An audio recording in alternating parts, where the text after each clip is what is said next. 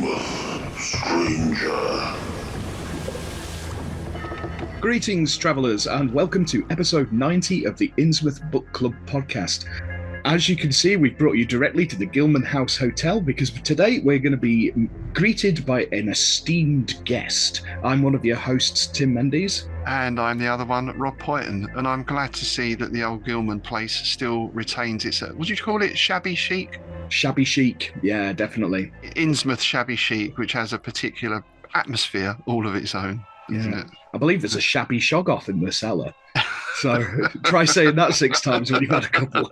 Shabby shoggoth in the cellar. Yeah. That's a Zadok sobriety test, is it? Yeah, I think it might be, yeah. Oh, yeah. But before we meet our visitor, we'd like to just announce a couple of things. One is the Innsmouth Literary Festival, of course, which is fast approaching, September the 28th in Bedford. Just to let you know that almost all the trade stands have gone now, and about half of the tickets. So if you are planning on coming as a visitor or as a trader, please do book your place quickly. Indeed, yeah. While we're on the subject of conventions, I would like to announce that tickets have just gone on sale for a little convention that's going to be held in Bristol next year in April called Terratacon, which is dealing with monster romance and monster lovers and all that kind of stuff. It's being run by Zoe Burgess, who is one of our guests at the Innsmouth Literary Festival and my co-host on the Monster in My Bed podcast, the latest episode of which has just gone live, and it's a Lovecraftian one. It's one of the most obscure and random films I've ever seen in my life. It's a Mexican cosmic horror movie called The Untamed, and it's got some live action hentai going on in it, and it's an interesting one. I'll say that it's an interesting one. Lovecraftian film lovers, yeah, check it out. It's quite unique. Blimey, if you say it's obscure and unique, it must be obscure and unique because you've seen pretty much everything. Yeah, it did actually take a while to track down. It was worth it. Another great event that's coming up in September is our friends at the Key of Dreams are running a series of events down in Wales. Now, if you don't know about this, then I think probably the easiest way to describe it is you get to go to a mansion for a day or a weekend, and it's not quite LARPing. It's not quite, well, look at the website and all their lovely videos and you'll see what we mean. It's a really excellent experience. Furthermore, for listeners to the show, you can get a discount on booking. If you use the code Miskatonic by August the 17th, you'll get a 20% discount on your booking. So, of course, we'll put the link in the show notes below. Please do check that out. It's an amazing event. Yeah, I think I would describe it as somewhere between LARPing and a murder mystery dinner. It's an interactive experience. They're basically the organisers of which have been on the show in the past. So if you want to learn more about it, you can scroll through the little thingy on Buzzsprout or Patreon and find the episode labelled Key of Dreams. Yes, I'll put the link up to our when they popped in as well. Yeah. And just one more thing before we tread the stairs upwards into the bowels of the Gilman Hotel. There's a website called Tales of the Crypt Keeper I've just discovered. I've just been chatting to the chap who does the channel. It's a collection of weird fiction readings. Very well done. Again, we're going to be doing something with them hopefully in the near future. And I believe he's going to be a guest at the Innsmouth Literary Festival as well. So keep an eye out for that.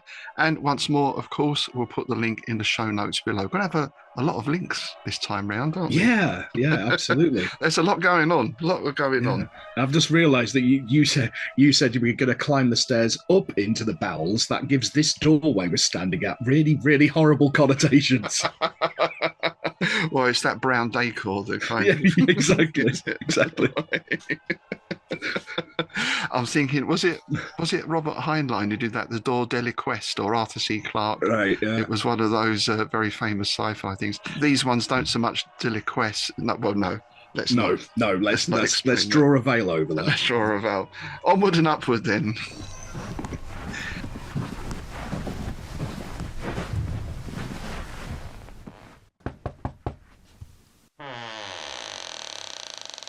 And here's our special guest for today. It's David Cartwright. Hey, David, how you doing? Hello, how is everything going? Yeah, good. Good. Yes, going well. We're in Innsmouth and we're still alive, so so far so good. Is this your first visit to Innsmouth? I have been to some very strange places, sort of like Innsmouth adjacent, but this ranks right up there. It's an experience, isn't it? It's an experience never forgotten. I spent some time at Elemental Manor, but this is Nice. So, before we talk about your work and the projects and all the things you've got going on, perhaps we could start by you telling us a little bit about your background, how you got into weird fiction, and what brought you into Lovecraft in particular. that's a story that starts before I was born. So my father, my mother, when they were courting, took my mother to the theatre to see a film, particular film. I will tell you which one later. Some years after I was born, but not enough for it to be quite appropriate, he sat the entire family down to watch this masterpiece, and it turned out to be An American Werewolf in London by John Landis. Oh, Nice. brilliant. Suffice to Lovely. say that at a 10 to 7 years old, I was quite traumatized. It's a masterpiece, isn't it? Yeah. Uh-huh. I had nightmares. I had nightmares for a really long time. But when I was in secondary school, being something of a bookish child, I found myself in the non-fiction section, and there was a book on cinematography. So I picked it up, and it had a whole feature on the special effects that we used in An American Werewolf in London, Nice. which kind of helped me overcome my fear. Like I say, knowledge is the true enemy of fear. And after that, I watched everything in that vein I could get my hands on. I stayed up late and watched, I think it was Night of the Living Dead on BBC Two. Oh God, Evil Dead, and all sorts of things, A lot of stuff by Brian Usner. I caught Society when I really shouldn't have been watching. Brilliant film. But of course, being this developing massive fan of cult horror B movies, it wasn't long before I stumbled upon Reanimator. Again, another Brian Usner, with Jeffrey Combs as Herbert West. Tremendous movie. It's interesting that quite a lot of people discovered it because Lovecraft had a bit of a resurgence around that time. Like a lot of the paperbacks came out over here, didn't they? Something we've looked at before. They all came out sort of coincide with Reanimator and From Beyond and things like that. And Call of Cthulhu as well, the RPG, right? Was all, it all seemed to spawn at the same time, didn't it? That sort of mid-80s sort of, yeah. Yeah. Yeah, I mean, I'll say it wasn't really H.P. Lovecraft that caught my imagination. I mean, like, I was very much into zombies, but I was also, having always been a big fan of all sorts of stories, fantasy particularly at that time. Conan the Barbarian was a favorite, and of course Robert E. Howard, writer of Conan, Solomon Kane, pen pal to Mr. Lovecraft himself. That was that was pretty much the avenue I followed. It's why in the Nookie-Nomicon, I think my favorite story is Tower of the Toad. Yes, the Mr. Poynton story, yeah, which is a Howard pastiche, isn't it? But Oh yeah, yeah, it is, yeah. Well, and it allowed me full reign of my punnery, which I was very grateful for because any opportunity to make a pun, as you know, I'll take with both hands. I'll grab it with both hands. Steady on. Do you think as well that time was the real start of, I suppose some people say revenge of the nerds or the rise of nerd culture. I don't really like that term in particular. But having said that, Star Wars, Star Trek movies, the Conan films, into Lord of the Rings, I suppose now, I mean, how many Marvel movies are there? It seems like there's so many I've lost track. I can't keep count. I can't keep count. DC's getting like that and all. Yeah, but we've seen a huge explosion in what I suppose you call genre fiction, fantasy, sci-fi, horror. I wonder what you think that is down to. you mentioned it with Zoe. There's not a whole lot of originality, but there are a lot of subcultures which are now becoming more mainstream. The cinema was already flooded with murder mysteries, espionage thrillers, and science. I mean, Star Wars kicked off the science fiction trend, but it was really just a fantasy film with a science fiction skin, and that one was mainly marketed, I suppose, at sort of children, young adults. Yes. Yeah. Dragging their cinemas in because you can double your audience if you market to kids. They've all got to bring the parents with them. But then, of course, you had films like Alien came out not long after, and Terminator, which showed that science fiction horror could appeal to adults. True. And I think Sigourney Weaver's Ripley is really one of the great roles that has dragged people into that kind of mindset. And of course, as time moves on, you start to think, well, or the executives start to think that we want to appeal to a broader audience, so they tone down the violence, the sex, the horror, and then you get superhero movies. Yeah. Monsters are bad guys, the heroes have special powers, and yeah, I mean, it's already proven that it has an audience through the comic books. Yeah. I suppose it's a generational thing in a sense that, you know, we grew up with, I mean, in our house, I think on the Saturday morning there were 3 Marvel comics came through the letterbox. I think it was Spider-Man, Planet of the Apes, and Dracula Lives, I think, you know. Yeah, that's true. That's a very good point. And despite the best efforts of parents, I'm still reading them, you know. So I suppose that genre grows as its audience gets older and grows as well. And there's certainly no stigma these days attached to reading comics or graphic novels or whatever, is there? I love what we're seeing today. I mean, when I grew up, He-Man, She-Ra, Brave Star, those were my go-to my favorite cartoons, Transformers. And now, years later, people like us who grew up with those cartoons are in positions in the industry to go back and re-explore those properties again. So we get Transformers movies, we get Teenage Mutant Ninja Turtles, we get reimaginings or continuations of things like He-Man and She-Ra.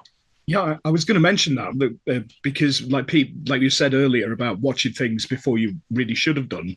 Like, I think most of us were watching these horror movies way before we should have. I mean, I was watching all the Hammer and all that kind of business.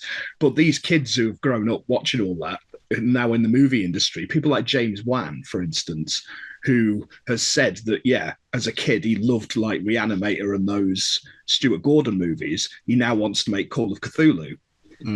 Yeah.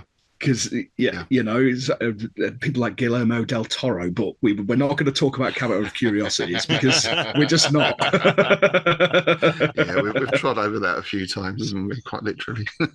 Literally. Yeah. Oh, yeah. I mean, prior to that, I mean, Tom Savini was the makeup guy on a lot of George A. Romero stuff, and he's a director now. But his experience didn't come from the movies he watched as a kid. They didn't have the technology. His experience came from being a photographer in Vietnam. Wow, I never knew that. Oh, that's quite grim, isn't it? When you frame it like that.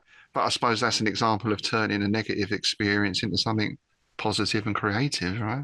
Yeah, I've read his autobiography when he's talking about the effects he used on Dawn of the Dead, like the infamous helicopter rotary blade and all that kind of stuff. That was all taken from memory and things like that. It's really, really grim. Wow. And this was what drew me into pulp horror. It was the gimmicks and the effects and the gratuitous gore, as well as the, like, sex and swearing. Of course. Yeah. Yes. Well, yeah. That's just the Innsmouth Friday night out, really. I mean, So, well, this dovetails nicely into Rendered Flesh, which is the title of your zombie book. And I think I acquired this at the ILF last year. I think we swapped books. And I thought, oh, I love a good zombie story. And I'll be honest, I thought, yeah, but zombie stories, it's usually, you know, some people are trapped in a thing and da-da-da. But this was a very original take. And to date, I think this is the best zombie story I've read, the best zombie book. Really enjoyed it for a number of reasons. But perhaps first you could tell us, obviously without giving spoilers away, something about the background and the setup to the story. Well, Rendered Flesh is what you call isekai or a lit RPG, if you're familiar with the term. So you have a young left-wing socially progressive activist called Lex, non-binary, who's basically been burned out by flame wars and trolls online, is kind of retreating into themselves when they get a message from a couple of one of their gamer pals saying, I've found this thing online. It's a reimagining of an old like top-down zombie scroller. Do you want to give it a go? It's supposed to be full immersion." And Lex is like, "Okay." So they bring in another friend, and they're using like Oculus headsets. They upload themselves to the dark web distributed game Rendered Flesh, and very soon start to find that the virtual world and the real world start to overlap in terrifying ways. I'm actually reminded by the premise of. Do you remember the Red Dwarf episode, Better Than Life? Yeah, was that an influence on it at all? I always love that episode. It's great, isn't it? It's a brilliant one. I think one of the best descriptions I ever heard for Rendered Flesh was one of my beta readers who said it's as if Sword Art Online, the Communist Manifesto, had an awful rotting baby, and I loved it. Nice. That's brilliant. I love it. Well, this is another aspect of the book that I really liked, and we touched on it a little earlier, is this idea of diversity and steering away from the usual, or what might be seen as sort of cliched characters and figures into something very different. So is that an important aspect of all your writing? It is. I mean, I have a lot of friends in the trans and non-binary community, and one of the things that I hear a lot is they don't see themselves in books, and you want to be able to identify with your favorite characters. So we went through a really long time where there were no people of color, no people from ethnic backgrounds, and that is starting to change. It's by no means all the way there yet. It's not equal yet. Way back, all your protagonists were men. Very, very few female heroes. So we've started this trend, this toppling of the dominoes, where now we've got more, non-white male lead characters, but the trans and non-binary community are still woefully underrepresented. So I really wanted to do something with that. And with Rendered Flesh, one of the key concepts that I was playing with is the characters, when they load in, they don't get to craft their own avatar. They get dropped into bodies which are not their own. They look in the mirrors and it's not them looking back at themselves. So the questions of identity and what you can do when you don't recognize the face in the mirror was one that I really wanted to kind of touch on and explore. That's a really interesting concept. That's one of the things that made the video game Soma so compelling, because that was basically a consciousness uploaded into androids and things like that, into robots, and it was that whole thing of where does self end with the spirit and the body kind of thing. It's one of those things, if you think about it too hard, it gives you a nosebleed. So, but that's a really really interesting way of doing it. Do you think we're kind of seeing an element of that even with social media, because you can be anyone online? And of course, we've seen some incredibly vitriolic posts about some of the issues we've been talking about. We don't need to give those any more sort of airtime, kind of thing. And we all know how that goes. God, no. But it always strikes me a lot of the time. Well, I'm very active in martial arts, is something else I do. And I've always found that people online and in person, it's two very different situations, almost like different people. Oh, yeah. Is that unattachment kind of, does that bring out the worst in people sometimes? The distance certainly does. Not talking to somebody face to face. I spent several years studying counseling, which is one of the things I carried into Rendered Flesh, is the emotional impact of events and the way people look at you and the way that you look at yourself. Yes, certainly being able to, or not having to look at the person you're talking to can certainly lower your empathy towards them. But it's funny. I've been watching Only Murders in the Building, and we're on season 3, and got the actor who plays Ant-Man is playing this brat actor who's behind this very sort of pulpy action movie, Cobra. He's half Cobra, half bro. Oh, nice. There's a revelation early in the series where he's like, I don't want to be this person. I have to be this person so that people will pay attention to me. Right. So even behind the scenes, he doesn't really get to be himself, and you see that. I think you see that a lot in the online community with influencers and stuff playing characters. Yeah. And even way back, I mean, my mother and my sisters were avid Neighbours fans, and there were a couple of characters on there who were hated, absolutely hated, and the amount of hatred the actors got for the characters they were playing, it boggled my mind even then. Yeah, a recent example of that is the lad who played King Joffrey, right? In Game of Oh Thrones, he yeah. was despised, like not the character, him. It's really strange, isn't it? How some people can't separate character from the person.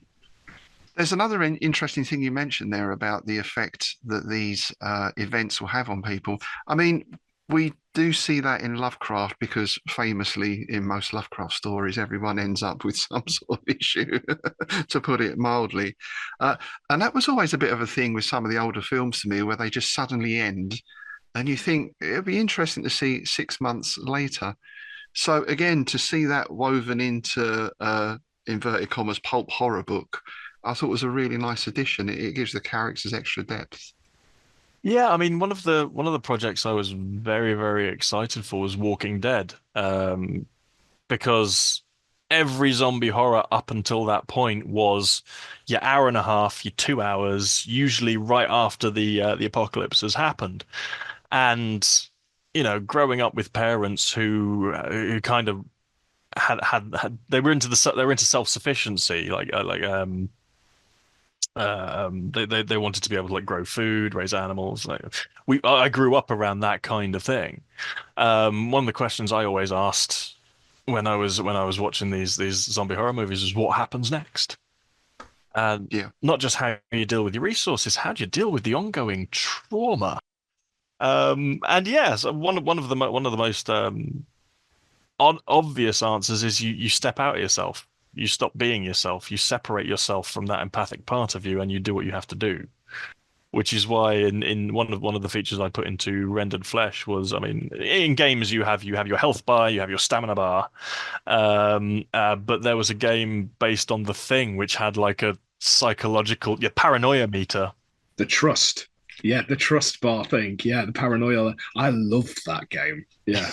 So introducing the mechanic of the psychological trauma bar, where the worst thing, if you did something bad, it starts to climb, and if you do something worse, it keeps climbing until it hits the top. And what happens when it maxes out? That's great to try to explore that with a character. That's really cool. I like that. Yeah. And I suppose that comes down to difficult choices, doesn't it? Because what is good and what is bad in a particular situation, and how do you make that judgment call at the time? And then what effect will it have on you later on? Yeah, it's entirely relative to the situation. The only things that matters is can you then deal with it afterwards. Yeah. Yeah, I often wonder about that. Like when you go back to like your 80s big bombastic action movies, right, where you've got these guys thrown into these situations where they've got to kill like hundreds of people to rescue their daughter or some crap like that, right? What about afterwards? Do they go to pieces? Do they hit the bottle? I think the only time that was vaguely explored was with Riggs in Lethal Weapon because he basically alcoholic, suicidal kind of thing. It's nice to see that explored more because it's like Rob said, you get to the end of these films, hey, we've survived. Double thumbs up. But at what cost? Yeah. I suppose to be fair, the first Rambo film was about that, isn't it? But then that was much closer to the original book before he then became the sort of flag waving sort of hero, I guess. Yeah. That was sort of spun around on its head, wasn't it? I actually I was looking at something just before you guys knocked on the door. There was an article about how they actually wanted to take the original Rambo slightly away from the book, where he's just kind of this murderous soldier, and make him a more sympathetic character who's just caught up in a situation that's beyond his control and reverts back to his training. Yeah. I don't know. It's strange, isn't it, with these things? It's when they change things from the book so much. So why you bother doing it again? Cabinet of Curiosities. Why not do an original thing? There was a great article I read about why Michael Biehn's Kyle Reese is so much of a better character than the fella who they cast in Genesis. And it's because you can believe that he's a survivor. Yeah.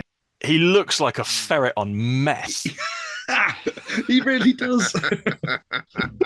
He's so wiry and scrawny and scarred, and he's got this wild-eyed stare. But then you cut to the remake, the go back to, like the first two movies compressed together, and he got this buff, pretty, painfully wooden. Yes. Yeah.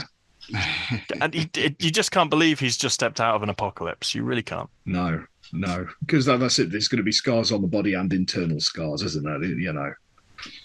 It's one of the things I adhere to in anything that I'm writing is whatever happens is believable as long as the characters' reactions are authentic to how they've been written and how people behave under pressure.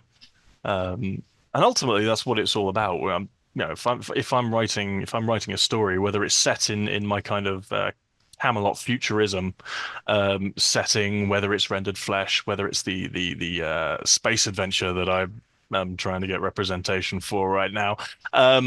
You can believe anything happening as long as the characters react to it in a believable and authentic way. Yeah, it's that internal consistency, isn't it? Yes. Kind of idea going on. Yeah, I was going to bring up your Camelot stories because I've read the first one a while ago. I can't remember the name of it off the top of my head, but Black Knight. Here we go.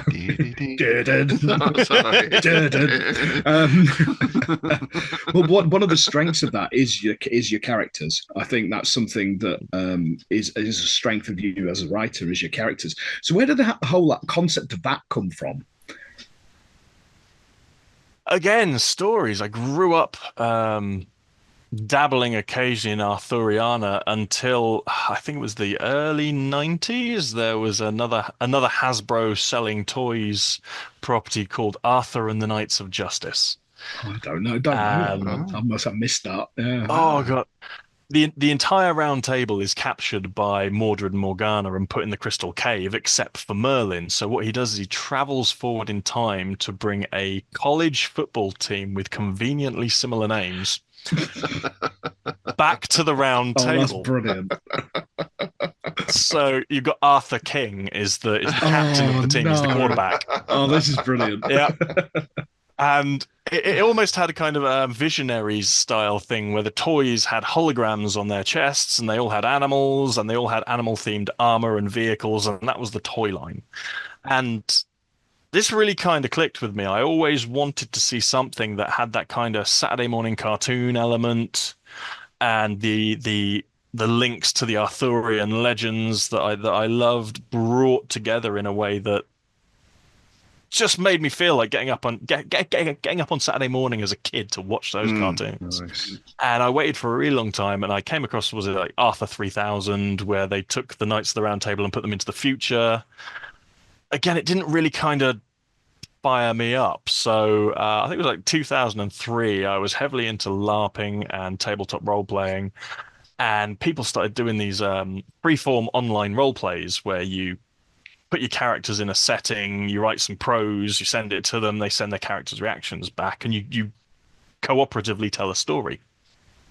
So I came up with this idea of Camelot in the year 2050. It never fell. Arthur didn't die. The line of Pendragon has continued unbroken. And we started doing that. Didn't last very long. I got like 5,000 words out of it, but I did get some great characters that really kind of helped me drive on and eventually tell the story that I'd wanted to tell through that game. It was actually not long after I'd brought the first book to print that I went to the What's Your Game fair in Bristol with a few, just like I had a few copies because I thought I might see some people I recognized. I thought I'd hand them out, and I found, I hadn't seen her for years, the player behind the main character, Rosalind.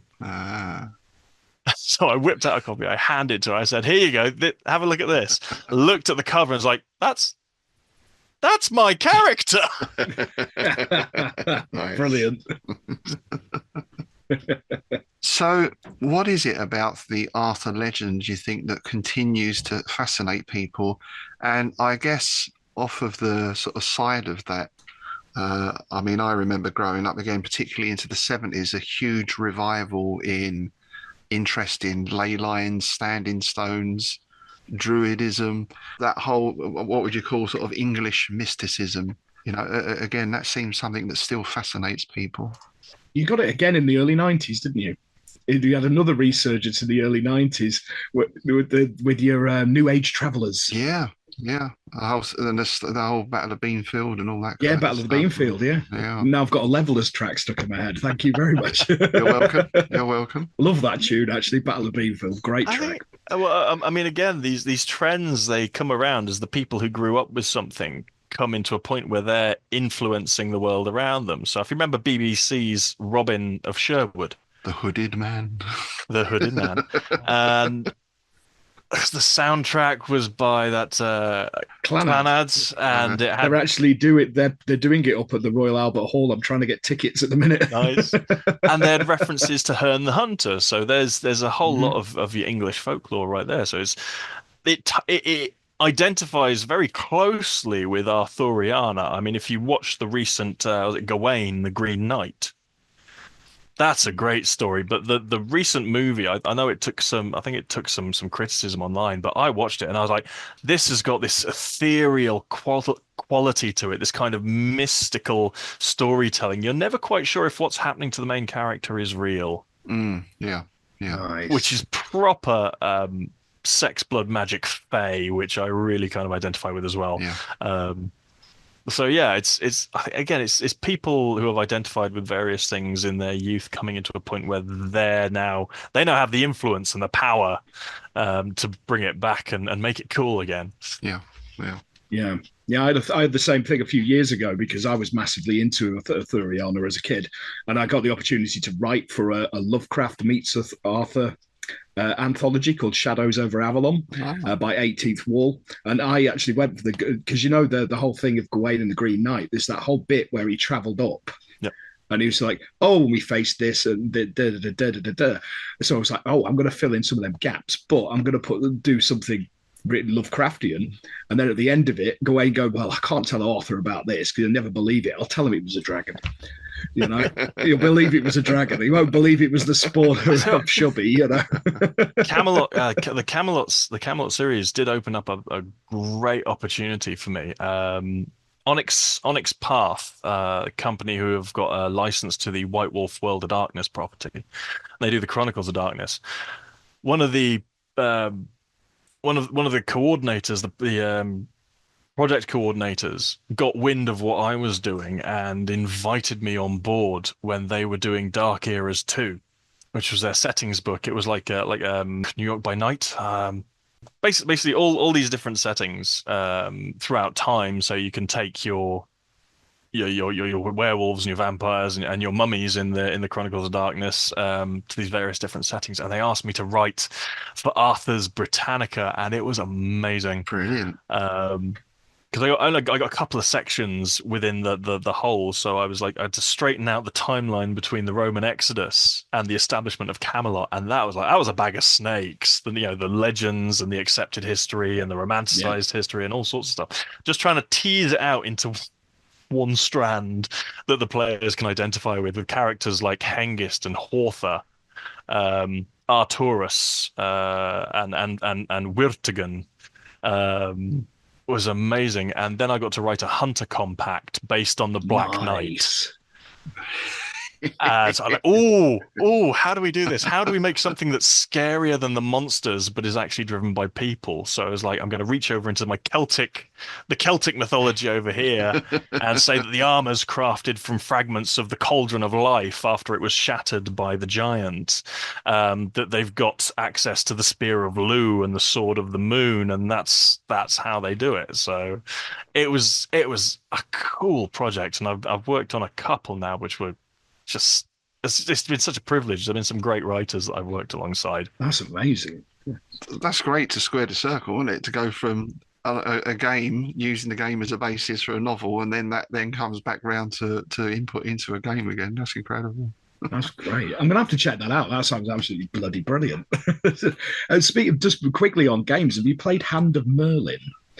It's a roguelike RTS game for consoles and PC, where the concept is basically Camelot has been overrun by eldritch monstrosities, like cosmic horrors. And Merlin has gone, Merlin is the only one who survived, and he's gone into the multiverse. So that's how you got your roguelike element. So he goes to these different planes and gets a new group of knights and things like that. And you go off and you campaign and you try and squash all these tentacle monsters. And then if you die, he goes through another dimension and things like that. It's really good fun. I missed that one, but there was another project I was asked to write for a little after, called Solemn Veil. That was by a company called Dirty Vortex under Mark Kelly, and again, it's a weird tale because it's a small village in Cornwall in Thatcherite Britain, the 80s. And what we were tasked with doing was taking all the Hammer horror tropes and just dropping them from height on this village. Wonderful. Oh, nice. So yeah, it's like rural horror. It's a really cool game, and I think Mark released it in VHS cassette cases. Oh, tremendous. Oh, brilliant. I love it. I absolutely love it. I'll have to see if in case we've not got enough links already for this episode, I'll do some Googling and see if I can add some more in. That does sound fantastic. That sounds great. Well, Thatcherite Britain, that's an existential horror all of itself, isn't it, to start with? There's the stick Hammer characters in that. The best Call of Cthulhu campaign I ever ran was set in 70s London, sort of late 70s London. So nice. It was like a few years before we were playing that, sort of mid to late 80s. So it was about 10 years before actual real time. But yeah, it worked really well. It was an incredibly drab time in some ways, and yet also incredibly creative. The whole punk new wave thing, art and everything was exploding. Yet at the same time, I just remember corrugated iron, rubbish bags on the streets, all that sort of stuff. But then concrete. Lots of concrete. Yeah. Perhaps it takes those conditions sometimes for that art to thrive. I think that's it, and I think that's why now we're getting such an upsurge in creative endeavors again, because everything's the cost of living crisis and things like that, and obviously you've had the pandemic, and I think a lot of people, myself included, sort of dived into creative things to deal with all this real world crap that goes on around us. I mean, do you find yourself being inspired by sort of the current state of things, or is it more of an escapism? Oh, absolutely. I mean, I may have based an incidental character in the second Camelot book on Theresa May. And been quite creative in my I draw on what's happening around me, rather than being angry outward or inward. I put it on the page. I mean, as much as I want to entertain people, there is an element of wanting to open their eyes, wanting to encourage them to look around, take a stand, do what they can, not put up with it. It's like, don't get sad, don't get despondent, get angry. Look out there at what's happening and say, I'm mad as hell and I'm not going to take it anymore. Which I think very much reflects that 70s attitude, the punk attitude and all that. I mean, everyone I knew pretty much back then was in a band, or I was in a band and putting out a fanzine, setting up a club night, all that sort of stuff. It was very much, well, no one else is going to do it, so we'll do it ourselves. Yeah. I mean, I finished Rendered Flesh during COVID lockdown. I think I've been writing it for a couple of months before the whole thing went down. And then as things started coming out about PPE, about the track and trace app, I was just getting more and more furious and just unloading it into the manuscript. Some of it didn't get through, but a lot of it is still in there. And one of the reviews I got online is like, oh, this book is clearly a vehicle for the author's politics. I was like, you know much about zombie horror, hun? Yeah, exactly. I was going to say that's in real keeping with like George Romero. You know, Totally. The whole, going to the shopping mall thing. and then you I had mean, the military complex in Day and yep, all that. yeah, and the Yeah, Night of the Living Dead was class divide thing. indeed. The Yeah, Day of the Dead was consumerism. yeah, Dawn of the Dead was about consumerism, and Day of the Dead was about science versus the military-industrial complex. indeed. Yeah, Yeah. yeah. It's writ large, isn't it? And if you don't see Yep. that, then the other aspect of that is yes, and so what? I Yeah, mean, you're an artist. Artists express themselves. yeah. Isn't that what artists do? I mean, I'm not holding a gun to your head and making you read it. In fact, if I was, I'd have to question my place as an Yeah. artist. I love it. I love it. That should be on a t-shirt. It's like these days you see it all the time, like people moaning about Doctor Who, or, oh, there's too much politics in it and stuff. It's like, have you never watched like the John Pertwee era? It's like the whole Peladon thing was an allegory for the common market, and you had all the environmental stuff in there and all this all the way through it. It's always been there. Yeah, it keeps coming up. People saying that Star Trek got too woke. Oh, for goodness sake! I you're know, kidding me. I know. You're absolutely kidding me. It's just yeah. Well, Lord of the Rings was the same, wasn't it? The one a multiracial group of people go and defeat the the monocultural. Yeah, exactly. Yeah. It is quite strange, but this stuff is all being weaponized. I feel in some respects by certain groups, and it's an easy way to promote division. Yeah, I mean, the innocence of certain stories, which I love from my childhood. Mm-hmm. I don't think I could do that now. I say one of the big things that I took away, as I mentioned earlier, my favorite cartoons were He-Man and She-Ra and Brave Star. And at the end of every episode, you had a little lesson about how to make yourself better, how to be better for the people around you, how to treat the people around you better.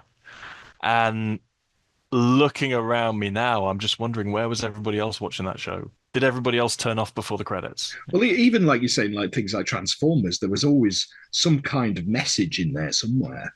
All those cartoons, wasn't there? Yeah. Well, I feel all those programs in general. I mean, we go back to the original Star Trek. I mean, it's front and center in some episodes. Right? Absolutely. Their treatment of women remained questionable, I would say, but on other issues, they were pushing the boundaries, I think. Yes, Kirk, the most problematic man in Star Trek. Yes. Yeah, I'd love to know how many times he was called into HR. Now we've had another complaint. Yeah. It's like, so you've had a tryst with an alien female. I'll just give you the Kirk. Make sure you haven't brought anything back with you. Yeah. The Kirk cocktail. That's what. Oh, The Kirk cocktail. There's a story title. You'd have licensing issues, wouldn't you? If we did Star Trek, Cthulhu meets Star Trek, you couldn't. Yeah, that's a shame. Unfortunately. Yeah. You could do a parody, but then change the name slightly, kind of like Spaceballs. Galaxy Quest. Galaxy Quest. It. Yeah. There's a wonderful story about Spaceballs. What was it? Mel Brooks actually, I think, talked to George Lucas when they were coming up with the theory for the script for Spaceballs, and he said, "Oh yeah, the main character is going to be something like Han Solo." And George was like, "Mel, do me a favor, don't dress the lead actor like Han Solo." So he didn't. He dressed him like Indiana Jones. Yes, that's brilliant. I love it. I love it. Yeah, Spaceballs. I haven't seen that in ages. Brilliant film. Dark Helmet. Yeah. The Dark Helmet. Yeah. The sequence with John Hurt in the diner, I read a piece on that. John Hurt talking about when Mel Brooks called him out of the blue and said, "We're gonna do a little sequence based on Alien," and John Hurt's like, "Oh god, this is like a $200,000 scene." So, speaking of films, Dreams Come True department, would you ever see any of your work being made as films? And if so, how do you think that could be approached? I mean, the Camelot 2050 is like my flagship. It's still my favorite. And it's got such a unique style. I would love to see it done probably as an animated anime style, sort of Right. anime influenced Western animation. Because like I say, the chap who did my cover art, so I sent him like sections of the book to read to give him the influence, and he just nailed it. So that artwork has been carrying me for ever since I released it in like 2018. And oh having watched things like Blue Eye Samurai, I think that it would work. It would work with the robotic horses and the power swords and the super armor. Of course, a lot of stuff. I've drawn on a lot of influences with it. Like Judge Dredd. Big fan of Judge Dredd. I got to panel with Dan Abnett for Chicago Worldcon. Not in person, unfortunately. We were all virtual at that point. But still counts. It still counts. Yeah. And of course, Dan also writes for Warhammer for the Black Library. So I spent several years playing Warhammer 40,000 and Warhammer Fantasy, and there's influences from both in there stylistically and narratively. So yeah, I'd love to see it done in that kind of very, very smooth animation style that's not quite cell, not quite CG, but has the best elements of both. I can hear that, but the sound effects, like the power swords and things like that, you need them very anime sort of. You know what I mean? Those animations of twinkly, also surgy kind of sound effects. That'd be perfect, yeah, man. Yeah. So you mentioned conventions there, and Tim tells me that you and he said that David forces me to drink at conventions. Is what I actually. It holds me down and pours alcohol down my throat. Yeah. Arm up the back. Yeah. I won't say I've got a reputation. With my reputation. But once but we're both terrible. That's the problem. So put us two together. It was like at the last Innsmouth Literary Festival afterwards. We were both in the pub in the after party thing, and we ended up at the bar at the same time, and that's when everything went wrong. That's when everybody suddenly had cocktails. I have this thing. If you look at my online profiles, there's a couple of pictures of me with beers in my hand, but nearly all my profile pictures are me with like a daiquiri or a pina colada. Daiquiris at Innsmouth Literary Festival. Yeah, so in Innsmouth, was it Bradford? Bedford. Yeah, we're in this very kind of. There's a few locals at the bar who are kind of, what's this lot all doing here? And I saunter up to the bar, all like 6'2", 220 odd pounds of me up to the bar. Like, I'd like a pina colada, please. Yeah. And the thing is, I'd gone up to get espresso martinis because that's my cocktail of choice, and we discovered that they had one of those machines, and we drank them out of the espresso martinis, didn't we? They said they'd had it installed, and they still had the same. They'd had the same bags in it the whole time. So we finished it out for them. And they gave us a deal on it. Yeah, that was it. They gave us a really good deal, didn't they? So we was just like, everybody had them. Buy one get one free. Because they were awful. Yeah, because we first met at Bristol Con, didn't we? Oh, yeah. And I had a table in the dealer room, and we then met in the bar afterwards. Mm-hmm. so that's kind of become a theme whenever we're at the conventions. It's just, I love Bristol Con. It's got a special place for me because when I released the first Camelot book, I very quickly, really suspiciously quickly, got a couple of quite scathing 1-star reviews. Which I wasn't prepared for at all. Right. So I'd been at a little show, a little convention, and in the car on the way back, quite tired. And I read these reviews, and I considered jacking it in.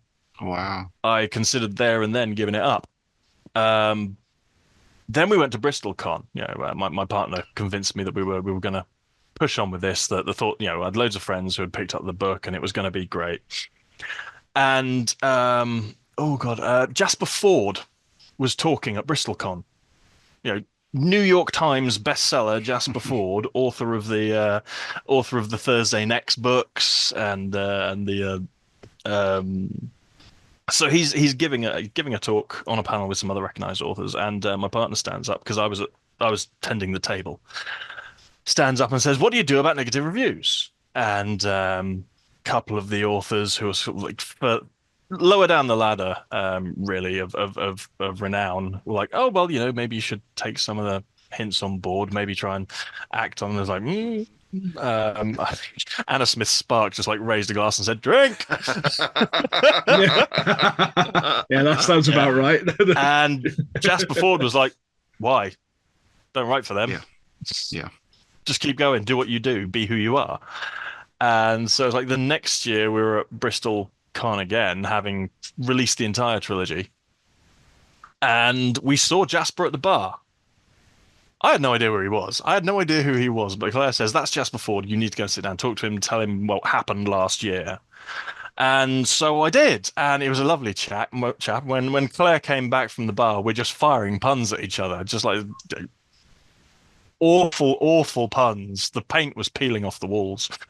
And Nice. Then went down and sat in on his workshop about like mid-career slump, because one of the things that he said is, right, you're a New York Times bestselling author, great, now you got to do it again, which I was trying to preempt by attending the workshop, and we came out of it really buzzing because met Jasper Ford, talked to him, we laughed together, it was great. And on the stairs, and my partner says, "Well, that's a life goal. I finally got you to sit down and talk with Jasper Ford." This voice pipes up behind us. "And how was it?" Turn around, there's Jasper on the stairs. My partner turns red as a beetroot. It was hilarious. Nice. So how do you deal with negative reviews? I mean, this is something that happens to all of us. You just accept it, right? Someone doesn't like your stuff, they don't like your stuff. Or that's different, I think, isn't it, from constructive criticism, which I always think is a good thing. Yes. I mean, yeah, it's one of the things, touching back on the counselling training, how you give people feedback is very important, the way it's delivered. And Amazon reviews aren't structured that way. Not the vast majority of them aren't, especially the bad ones. So for several years, I was very much, my rule, my law was, thou shalt not read the reviews. Until sort of like I think at the beginning of this year, we've been out of COVID for a while, getting back, everything's getting rolling again. I think I found myself in a place where I was like emotionally a bit more resilient than I have been for a while. And I skimmed back over the reviews, and I was like, "There's some great, there's some good ones. People have loved the work. They come back and they're really, really happy about it, and that's great." And then you see the people who are just like taking shots because maybe they haven't quite got what the concept was. They picked it up by error. Somebody's given it to them. It's not really their thing. And you've got to understand, you can't please everybody, but there is this new trend, right, of taking your worst reviews and using them as marketing. Yeah, I did that. I did that because somebody, it was a 2-star review, said they didn't get on with it because it read like the bastard offspring of H.P. Lovecraft and P.G. Wodehouse. that's gold. That's gold, isn't it? That's gold. Yeah. That sums me up perfectly. So that's got in my bio. Yeah. You can't pay for publicity like that. Yeah. No, exactly. That's perfect. Thanks. Well, it's a bit like if someone says, "This is the worst thing I've ever seen and it's absolutely awful," and it almost creates an interest in wanting to have a read of it sometimes. Yeah, I mean, there was an editor at a workshop that I sat in on at one of the other conventions who said, "If I see something on Amazon that's all 5-star reviews, I won't touch it." Sure. If it's a mix between 5 and 1 and a few of the others, I'm going to be intrigued as to what's got people so split. Yes, good point. Good point. It's a good But point. also bearing in mind that some of those 1-star reviews are things like, "The book was creased when it arrived." Yes. Yeah, these people who don't understand that they delivered it to my neighbour. best review for, I think, was it one of the Resident Evil games with Lady Dimitrescu? It was like, big lady no step on me, 1 star. Yeah. Yeah, oh, that's brilliant. Absolutely brilliant. Well, there's a writer I talk to online. He does that sort of extreme horror splatterpunk stuff, and he became a target of these sort of these far right sort of conservative groups like in America. And yeah, this is the Think most of the children. yeah, exactly. This is the most vile, deviant, awful things that it should be burned. Blah blah blah blah blah blah blah. What better? What better sort of thing to put on your graphics than that for an extreme Slap horror? it on the cover. Exactly. Slap it on the cover. Absolutely. You know, this has been called deviant, disgusting, blasphemous. There you go. Thank you. You helped me sell a few more books. You know, negatives into positives. Yeah. I mean, really, the worst thing is indifference, right? If you get no reviews at all. Totally. I find it seems more difficult to get reviews these days. It seems that engagement has really dropped across social media, I'm finding. Yeah. The algorithms, isn't it? It's all crazy. It's all witchcraft to me. I don't understand any of it. So going back to the conventions, what makes a good convention? And I don't know if you want to name them, if you've been to any particularly bad ones, or perhaps what are the highs and lows of your convention career, would you say? Always engagement. Meeting people like the next year and them coming up and being enthused because they picked up your stuff the year before. That's always great.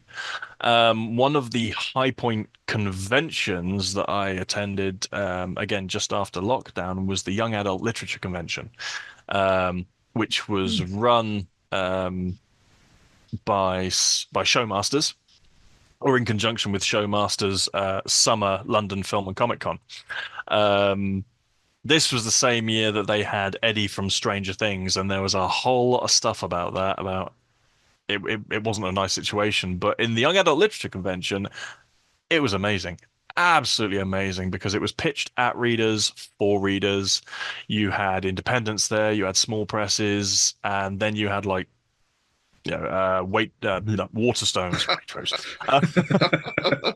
like Waterstones, Penguin, Macmillan. I think I'd rather be stocked in Waitrose than Waterstones, to be honest. But To be honest, yeah. I know that it's now been moved because of the ongoing construction work at the Olympia. It's been moved to the winter Showmasters event, so I don't know whether that's going to affect its footfall, because we saw thousands and thousands of people that weekend. I recently did MCM for the first time, which was very eye-opening. I know they are pushing independent artists and authors in their new area, writer's block. The pun entertains. Yes. Yeah. But those for me are what I kind of think of as trade conventions. I am there to sell. Then I do like Bristol Con and Easter Con and a few of the others, and that's to meet fellow writers, that's to meet agents and publishers and learn what's going on in the industry. And the best part is that year after year, nobody seems to know. Yeah, no. That's it. I go to because I go to the same ones as that you do. Yeah. And we're often at the same things. And I go there. It's like, right, this year I'm gonna try and speak to some publishers about this, that, and the other, and none of them have a clue. It's brilliant. It's really just nice to sit down with people who are maybe having the same issues as you are, maybe have some advice, or who you can give advice to, because find ourselves now at the point where we've got a few titles out, we've got a few contacts. There are people coming in where we were 2 to 3 years ago, and the one thing that I always say is we're not competition. Exactly. There are more than enough readers out there for everybody who wants to commit something to paper. So the best thing we can do is help each other. Yeah. That was one of the best things about the last Easter Con last year's. Some sort of young guys, sort of like 17, 18 or something like that, came up and was asking me, "Oh, I really like all this weird stuff. and I've been writing some stuff, but I don't think that anybody wants it. I just keep looking, because to begin with, it took me ages to find somebody to take my stuff, but as soon as one person did, it kind of opened the floodgates. So yeah, and I saw recently that he has got a novella out, so it's like nice. So I just keep brilliant. plugging at it, don't give up, because he was just like, I've got so many rejections. It's just like, no, just keep going, Yeah. Oh, the rejection cycle can be brutal. It can, but you just got to push through, haven't you? Yeah. I mean, I nearly gave up before I really started because of that. But until I'd read something somebody else had posted up saying, yeah, being an author and not expecting rejections is like being a boxer and not expected to be punched in the face. I like that one. It's a good point, right? Having experienced both, I think the rejection is usually more painful, to be honest. Yeah, it's right. You can shake off a punch. Yeah.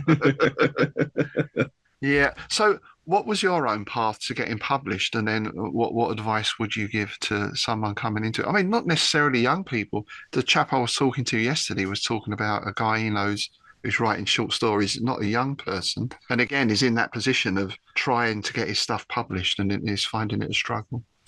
Well, I mean, I went to Dublin Worldcon with the Camelot trilogy, and was sat next to a small press called Level Up Publishing, and we got talking over the course of that 5-day raid haul from. No, it was great.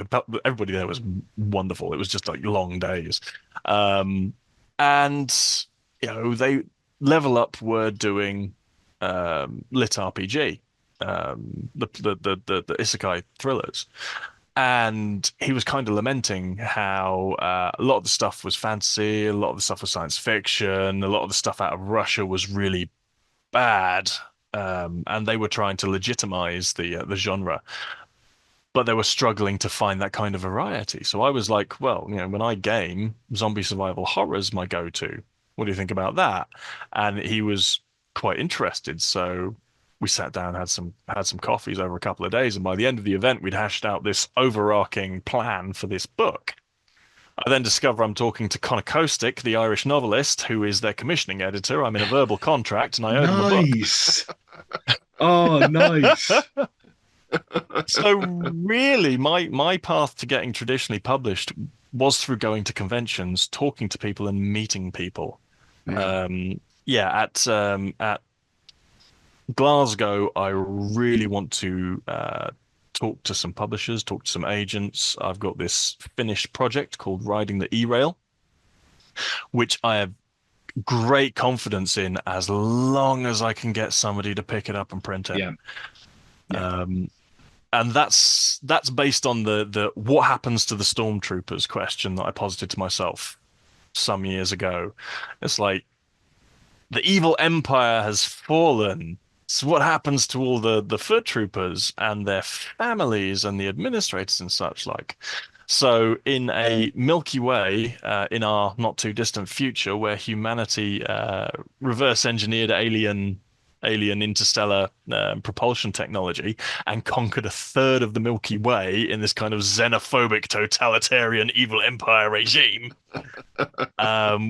following a character called Yavi 80 years after the empire fell in a galaxy that does not like humans, does not want to see any humans, and the sooner we can die out, the better, and how they deal with that bigotry and bias.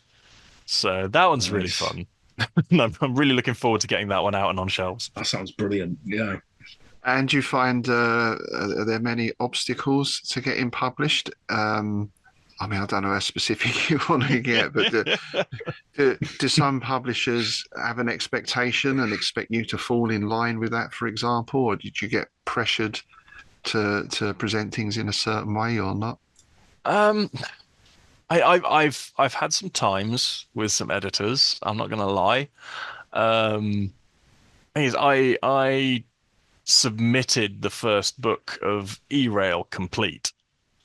I'd edited it to within the limit of my skills, and I put it forward, and they came back to me and they said, "We love it, we want to publish it. Can you make it a series? And I was like, maybe. He's like, can you make it a trilogy? He's like, yeah, we can make it a trilogy. You know, 2 and a bit years later, I think I submitted the 3rd book June last year, and to the sci-fi editor there, and he was like, "Great, I'm really, really busy. If just be patient." And so I was. Comes up to sort of last 4 months of the year, and he's like, "If we want to get this published before 2025, I'm going to have to hand you over to the fantasy editor." Again, no problems. Like, we won't push it. We won't try and rush it before Christmas. We'll wait until after. Which I was like, fine. That makes a great deal of sense. I just want to get it ready for Glasgow Worldcon. April this year, we started, and I don't really know what they were expecting, but it seemed like every time the editor read it, they found a level of my sort of subtext, my kind of left-wing, progressive social agenda. Well, not really an agenda, but commentary. That for some reason they weren't expecting. There was some confusion, I think, going back and forth, where instead of space adventure, they had it tagged as a space opera, and they thought there was some difference in what messages should be in that. And it was just a case where our communications broke down, which was really disappointing because I was really excited to get this project off the ground. In the end, we dissolved the contracts. They gave me my manuscripts back, and now I'm back to trying to find representation, which is a real blow. Say not being able to have anything new out for Worldcon when I've been working essentially for 3.5 years. So that's one of the things. That's one of the things that you got to look out for. That's one of the things that can happen in this game. Sometimes you submit something, and with the best will in the world, it's either not ready in time, or the appetite of the people you were working with has changed. Yeah. Is there a sense with publishing now? Because I mean, I kind of circumvent all these issues purely by vanity self-publishing, which brings other issues, of course. But but I know from my work in music and other people I speak to, it seems to be so genre specific now.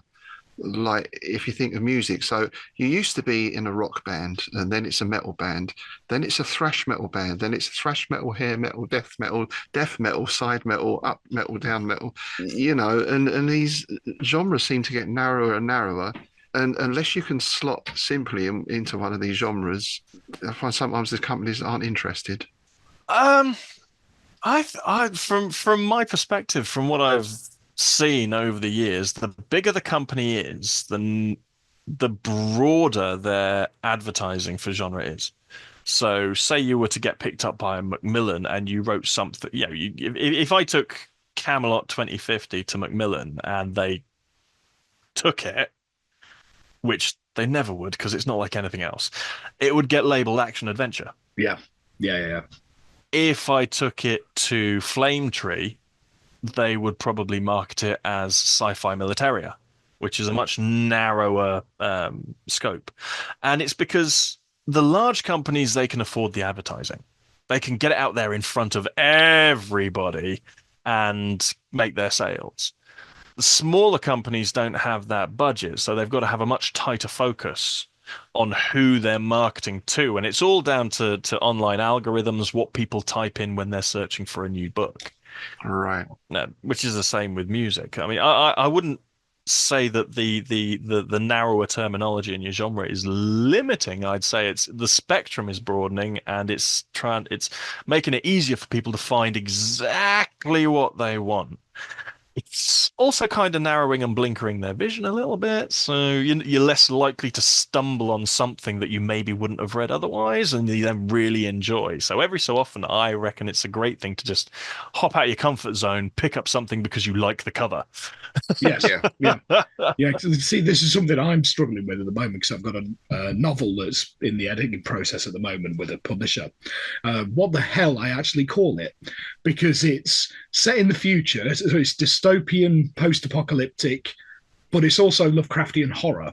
So basically, it's like a very crap British take on Mad Max. So it's all like tractors and mopeds and all this kind of, it's like a rubbish take on that kind of society, but with tentacles everywhere. So what the hell do I call it? I couldn't begin to tell you, but I will say I'm working on one now, which is definitely somewhere under the post-apocalypse heading. But what I've done is along with a fellow writer, we've taken 3 settings. One's high fantasy, one's cyberpunk, and one is Mad Max post-apocalypse. All 3 of them have had these world-ending events that have dragged them all together and mushed them up like Play-Doh. Oh, interesting. Nice. Interesting. So you end up with technomancers and zombies powered by nanotech, and those noble elves that you saw in the great forests. They're now riding motorcycles and eating people. Oh, awesome. Yes, it sounds like it's similar because I've got a bit of that going on with with your cyberpunk stuff as well. So, but also then you've got that British element of the sort of You're gonna have to coin your own weird apocalypse. That's the genre. Weird apocalypse. That's a good name for a genre. I like it. I like it. I'm writing that one down. Let's go in the book. Weird apocalypse. I like it. And I suppose in a sense now, even if you've got those genre descriptions, it's much easier to subvert genre as well and move away from the tropes and spin things a little. There seems to be more appetite for that these days. Oh yeah, I love it. I mean, it's been coming ever since Deadpool entered the Marvel universe. Yes. The whole idea of spinning tropes and breaking the fourth wall and all that kind of stuff. I tried to subvert as many as I could in Rendered Flesh, from the zombie horror genre and gaming at large. And sometimes it's because you don't want to do what's expected, and sometimes it's because you want to hold up something and say, look at how ridiculous this is. Yeah, I think there is a big appetite for that, and mashup fiction is becoming a thing, because at the last EasterCon I was at, I was on the mashup panel, and that was one of the best attended I'd gone to. I mean, the room was packed. And I was sitting there talking about, well, I'm just going to take anything, and stick tentacles in it. There you go. I suppose that started with the comics, didn't it? With Spider-Man versus Batman, or Batman versus Judge Dredd, right? Yeah. There was some of those. Judge Death goes to Gotham City, all that kind of stuff. Very entertaining. They're on the second or the third DC versus the MU. Right. Yeah. Right. DCU versus the MU. Wow. Yeah. And you obviously your Freddy versus Jason. Another classic is Pride and Prejudice and Zombies, right? I love tremendous book. And Sense and Sensibility and Sea Monsters was brilliant as well. Well, that's what inspired me to do more ridiculous things like that, because I was just like, "Oh, that is such a great idea! Yeah, I'm gonna do that." Well, there's that whole series of Sherlock Holmes and Mythos, isn't there? James Lovegrove, is it? I can't remember that. Yeah, James Lovegrove. There's also Lois H. Gresh, who did a trilogy of the same thing. And there's several anthologies like Shadows over Baker Street and things like that. So all these things that are ripe with a bit of imagination. It's nice to, it's like the music thing again, isn't it? You can be playing blues, but what about if we stuck a bit of country in it? That's where the interesting thing happens in those intersections, I think. Oh, yeah. Yeah, and it's something which the really big players in the industry, they're scared of. Because I think, again, it's the death of originality, because they don't want to take chances. They want to make money. And that means having the next whatever was big before. So it's the next Game of Thrones, the next Harry Potter. Well, that's why I couldn't get published for ages, because all anybody wanted was either Game of Thrones or Harry Bloody Potter, and I couldn't write wizards if I had a gun to my head, you know. But didn't she get rejected so many times? And it's that stupid thing again of once something is successful, yeah, we want that now, but you didn't want it before, 6 months ago. Yeah. And you just get this cookie cutter stuff just churned out. Game of Thrones, I do like George R.R. Martin. I don't read them, but aren't they very, very similar to Raymond E. Feist? Yeah. And Harry Potter, I looked at that and was like, is this the worst witch? Yeah, it is the worst witch, isn't it? Yeah. Well, there was wasn't there a court case about well, perhaps we best not talk about that, but yeah, I think there was some accusations of plagiarism from somewhere. I'm not saying nothing with that, but yeah, but I mean, that aside, it's such an easy thing to bung into fantasy stories. We'll have some giant spiders, we'll have a bad wizard, we'll have Pegasus, we'll have a unicorn. It's mix and match, isn't it, really? Jonathan Frakes, when he was directing Star Trek movies, said, if you're going to borrow from the best. The key word there is borrow. Yeah. Beg, borrow, don't steal. Or at least acknowledge your sources, your influences. Tip your hat to them, sort of thing. Yeah, when he did First Contact, he was borrowing quite heavily from Alien and Aliens in the cinematography and the look, the way he was shooting the scenes, which was amazing. I love that film. I think it's one of the best ones they've ever done. Inviting the hate. No, everybody loves First Contact. Yeah, First Contact. But I mean, there's that other saying, right? Every artist is a thief. So we stand on the shoulders of giants, right? You can't create anything, I don't think, without the influence of something. Oh, absolutely. The most important point of anything that you make is that your audience has to be able to identify with it. So to make something truly original, you'd have to step so far out of the audience's frame of reference that it becomes almost completely unrecognizable.